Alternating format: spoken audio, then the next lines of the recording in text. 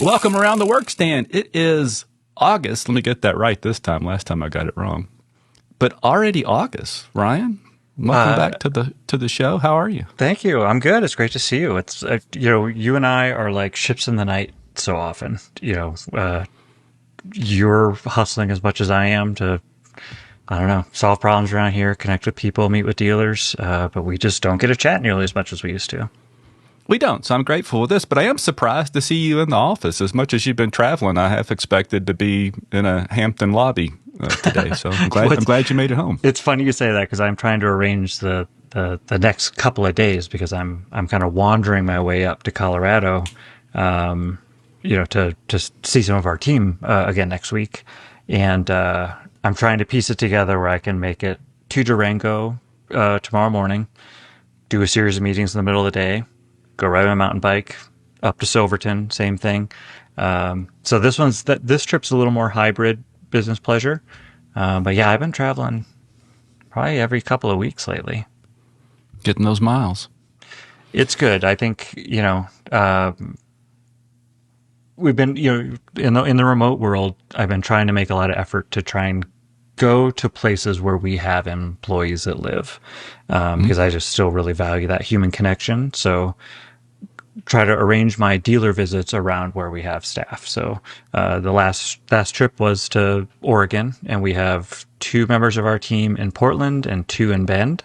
So I was able to connect with them and then do, I don't know, 10, 12 different dealer visits of either clients or prospects, or visited one person who had canceled because I wanted to kind of get a sense of, where we could have done things differently or where we weren't the right fit. And yeah, it was a great trip. Excellent. But we're going to talk about, in addition to that, it's time to review industry results and our results for the last month or so and see what's going on. So where do we start? Do we start with our platform? Let's start there because that's the most timely information. July showed a really nice recovery. So I think we've talked about how March, April was generally a high point in the year, and then May, June were kind of had a downward trajectory, with June being pretty slow. But July really picked up. Platform sales were up year over year significantly. And that was across all dealer categories, high volume Google advertisers, middle market shops. And so that's really promising. So it maybe reinforces the narrative that some demand was pulled forward early in order to try and get ahead of rising, expected price increases with the import taxes that were initially announced in April. And then, of course, a lot of that was rolled back. And so the consumer just maybe got a little kind of lost in terms of what's really happening. So you saw it across retail, that retail sales have actually been stronger than what we would have expected. But that likely led to some depressed sales in May and June.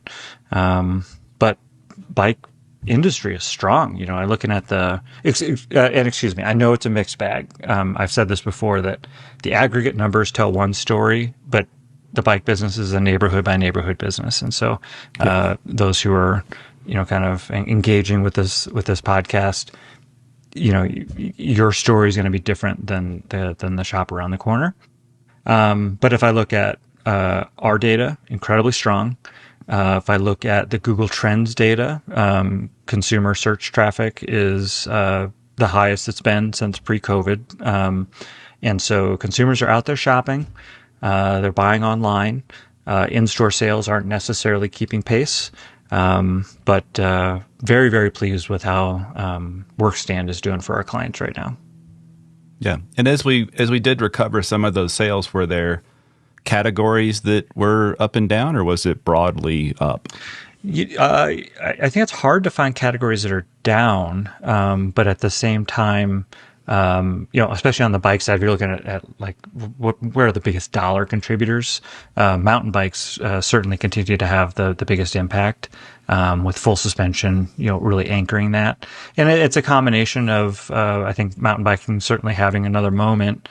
The technology has gone through another advancement, and when that innovation really drives sales, and there've been a couple of key product launches. On the product launch front, same thing with drivetrains and suspension. Those have been doing really strong, buoyed by new releases there. So those are the big drivers. But I mean, really, if I look into aftermarket, even into car racks, everything's doing really solid. I guess one thing of note is, e-bike sales are obviously continue to be strong, and aftermarket categories associated with that. So what would typically be the bread and butters of, pumps, bags, racks, lights, bells, all doing really well. And so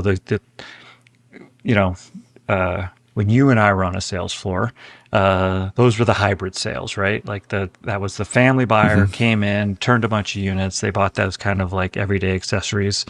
A lot of that business has shifted to e-bikes. I consider it really healthy if that's an everyday consumer coming in and buying bikes. Yeah. I think that's the big win around the e-bike piece, are that those buyers do buy a lot of accessories. And so while, maybe margin percentages aren't that much better or super great on some of the e-bike brands, the accessories, the add-on sales that those consumers tend to buy is super strong. Yeah, that's true. And I will note that some of the brands in the market today are offering much higher margins. And so, I think I'm going to speculate that across brands, e-bike brands that some of our clients sell, I bet there's almost a 15-point margin swing between their highest margin and lowest margin e-bikes. And so really depending on what's going out the door, it can be pretty good. And then on the accessories front, yeah, a lot of attachment of accessories to bike orders, but it's a smaller assortment. And so we see that a lot with our e-bike forward dealers, is they don't stock the breadth of product that a analog or traditional bike shop does, but they can get high turns on a narrow assortment. Yeah.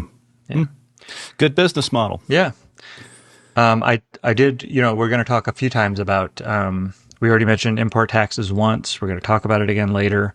But really got to draw attention to rising kids' bike prices. So that showed up in a new way in July, and average selling price on children's bikes was up 30%, little over 31%. Yeah. And so this is a category that, obviously, most impacted by so many of those products come out of China. And that had a direct relationship to sales. Dollar volume was down, pretty much, low 30s as well. And so we're going to have to wait and see what happens when the overall market data comes out in a couple of months, to see whether or not both mass merchant and bike shops were down in the kids' bike space. But one of my worry points is that because mass merchant bikes were already starting at a much lower price point, that import tax impact will be lesser. And so it'll lead to continued shift away from bike shops in a very important category. In an important time, too, because we've seen ridership holding strong.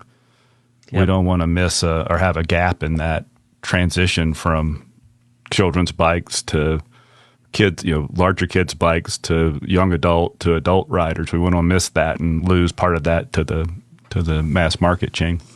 Absolutely. And getting, mom and dad into the shop with kids, I mean, that's an opportunity to build relationships. In the work I do with people for bikes, they really shine a light on the fact that I think the IBD channel loses sight of exactly how many kids' bikes sell and how big of a category that is. But it's because so much has shifted to mass merchant, that for bike shops it's a much smaller share. But that's, we've got to figure out a way to solve for that, because when you also look at the People for Bikes long-term forecast that they do with the S&P, kids bikes, one of the categories that's expected to show growth alongside e-bikes, and we need to find a way to get those buyers back into bike shops. Yeah, for lots of reasons. Yeah. Well, you mentioned that we won't know the broader market implications of July for a while, but we do know about May from a broader perspective, right? Yep. The in-store sales lag, or reporting lags, but we have the complete May results. May of capturing brick and mortar bike shops, which includes online sales. So the People for Bikes data brings point of sale transaction data in. They don't know where the transaction originated. But the total IBD's total market sales was only down 3.5% or 3.3%, which is good. That's one of that's as close to parity with previous year as we've seen all year so far. And so we're in this perpetual search for where's the bottom at. May is a good sign. If our data is reflective of what's coming for June is likely going to perform worse than May, but then ideally July then, recovers further. But good signs, I believe that, especially considering all the volatility out there, that combination of, I guess, the three things of consumer online search behavior, best it's been in over 5 years, e-commerce sales, significantly up and outpacing in store, paired with, total dollars starting to level off. All good signs. Yeah, for sure.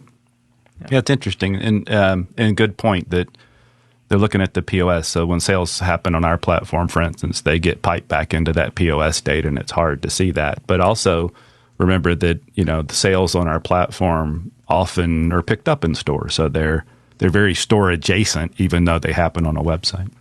Absolutely. Yep. Well, that's good. I mean, we do have to live through June numbers, and we know we should expect that not to be super strong.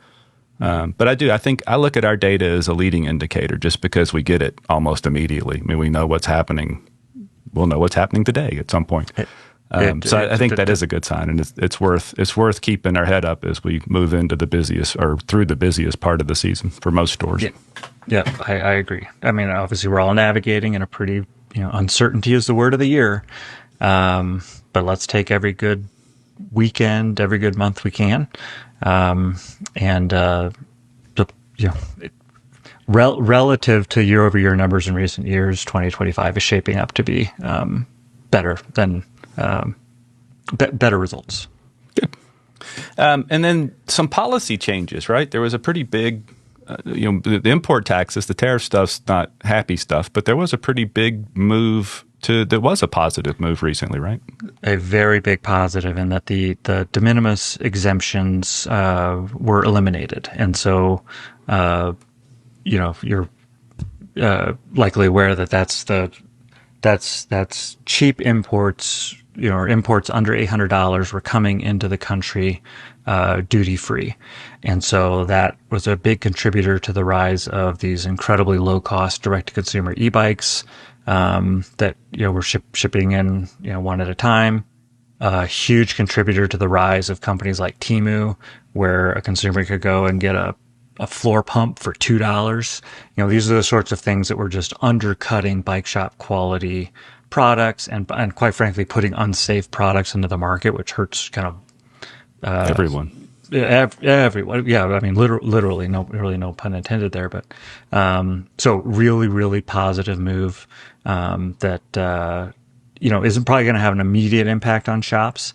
But what it does is it restricts the low price option for consumers and increases the selling opportunities for our customers. Yeah, good. Well, that's good. Good to have a positive policy thing for a while. It's been a while. Yeah. Yeah. And then on the general, the import tax front, like it's hard to say whether there were positive changes announced last week. The pause in what were called reciprocal tariffs was ended. And so some new, what are stated to be permanent rates were put into place. So now we know, and so now we do, one of the challenges is obviously, China is a big driver in aspects of the market. We talked about kids' bikes earlier. That is still in a holding pattern because the exemptions for them that were supposed to expire earlier this week were extended another 90 days. So there's still uncertainty on that front. But, Taiwan, Vietnam, Japan, all kind of have established new rates. Those have a significant impact on the bike industry. So as long as those stay at the roughly 20% level, across those markets, that will have a negative impact on pricing. And then, what's happening with Canada is just, I mean, it's hard to get my head wrapped around, but their tariffs have been increased to 35%, which is, it's frustrating. I mean, you've got some really great Canadian brands that serve American consumers really well. Norco, Rocky Mountain, Da Vinci kind of come to mind. Those products are going to be priced out, and the U.S. market's important to those brands, and so there's that's gonna have an impact. And then I try to stay in touch with some of our Canadian dealers to see does blowback from these decisions, does it start to impact Canadian buyers' willingness to buy American brands? And that hasn't shown up significantly yet. But the longer this goes on, the greater risk that presents. Mm-hmm. Yeah, I heard some of that early on from a few stores that especially stores that were heavy into American brands, Trek and Specialized, et cetera, that they were getting that from their consumers. And it seemed like over time it faded, which often things like that do. But it just can't help. And those brands you mentioned, once you get away from the top 3 or 4 known brands, those are the key brands in that area. So it is important, particularly in the parts of the country that you visited. You're up in Oregon, and that's, up around the border areas, you see a lot of that crossover. So absolutely, it's not favorable, but it's just, that's the market condition, and that's what we have to deal with at the moment. Yeah, we had to accept our realities. On the reality front, though, I will say, I mean, I'm a big data person, and I pay pretty careful attention to a lot of the numbers out there. There's a real risk of reality being distorted, and so there was really unfortunate that last week the job numbers came out, and along with some revisions around prior months, and the administration wasn't happy with the numbers. They made some claims that I think generally are considered invalid, but they did fire the head of the Bureau of Labor Statistics, which produces really important data like consumer price index information, employment data, and they're on track to put, I think, someone who could be described as partisan in place, and that person has already really signaled in previous writing, but also recent media appearances, that they're intending to take a very different approach to how that data is presented. That is just a real challenge. I mean, the economy runs on good quality information. I'm very discouraged by the fact that reality is potentially going to be distorted in order to support a political narrative, and that's just no way to create a healthy business environment. So very frustrated. Yeah, makes it very difficult to plan. Yep. Especially and for us and for retailers. But like, think about, the brands that do the importing. The big distributors, the big bike brands. There are so many different factors that have to go into play. Interest rates being a key one, and those are driven based on predictable information. And the lack of predictability there is going to make, the banking sector more risk averse, which is going to drive up interest rates. All this uncertainty it's just very frustrating. Yeah. Yes, it is. Well, that's enough of that. Yeah. As you start your trips again, you're heading back this way, so we'll get to see each other in person, which will be nice. And can't wait. So when you said Durango tomorrow, when will you arrive in the Denver, Boulder, Fort Collins area? Fort Collins on Sunday night. We have a handful of employees that lived up there. We often ask them to come down to Boulder to visit with us. Well, I figure this go around, I'll come up and visit them. I have been dealing with some mild heartburn issues lately, which I'm going to lean into, and we're going to a Hot Wings place. I like your style. Self-destructive. And then, Yeah, then down for coffee. I'll get to see you at coffee and on Tuesday morning. And then on Wednesday morning, doing a volunteer event. So we're gathering at the food bank, which we've done a couple of times before, and I find just incredibly satisfying. It's always makes me feel very fortunate in life when you see folks that are coming in and that with that much need for the the essentials, and these organizations that help. I just have a tremendous amount of respect for. So I'm glad to participate.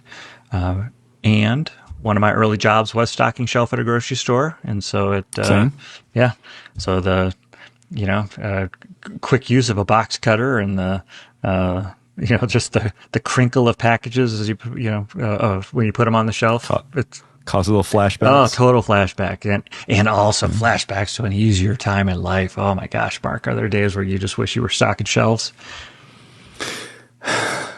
Sort of, yeah, sure.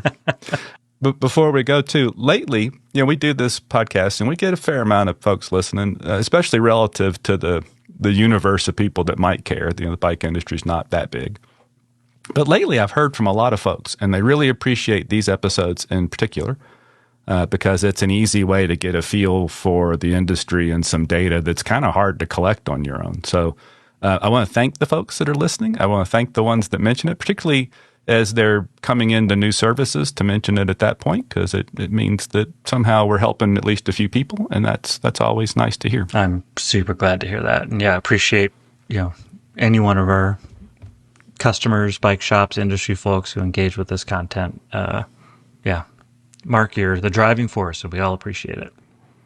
Well, it's fun. It's fun. And if anybody has any questions for Ryan or me or anybody here at Workstand, you can email those to podcast@workstand.com. We'll get them answered. I love getting those emails. Frankly, most of them are spam, which I still read because it's exciting when I see them pop up. But if you have something, let us know. Otherwise, we'll see you around the Workstand soon and in person. Yeah. Can't wait. See you, Mark.